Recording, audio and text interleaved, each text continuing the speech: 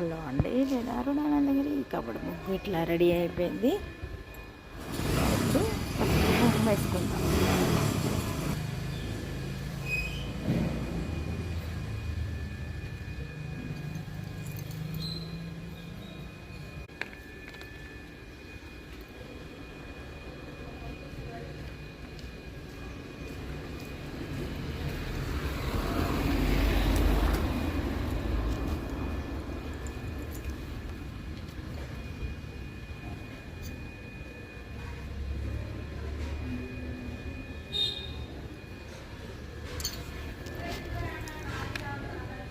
మరి మన ముగ్గు ఇట్లా కంప్లీట్ అయింది.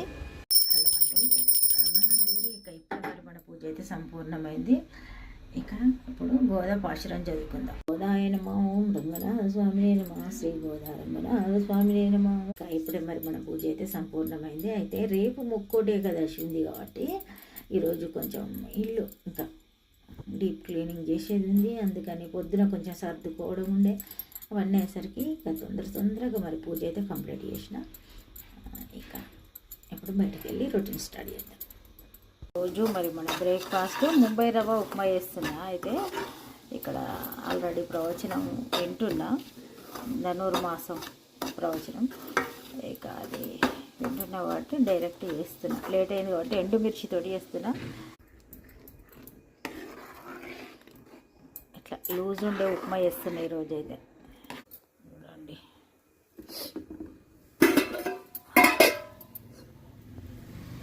ఈ సంక్రాంతిని ఎలా పెట్టిండి పండుగ అయిపోయేదాకా కూడా ఎంత బిజీగా గడుస్తుంది అంటే 24 అవర్స్ మన చేతులు ఉండేవి కానీ పోటీ పడుకుంటూ మరి టైం తోటి పోటీ పడ్డట్టే ఉంటుంది. ఏ చూడండి, ఉప్మా అయిపోయింది.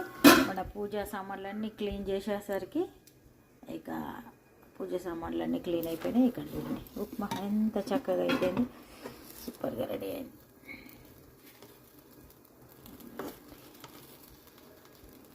ఇప్పుడు బ్రేక్ఫాస్ట్ చేసేద్దాం.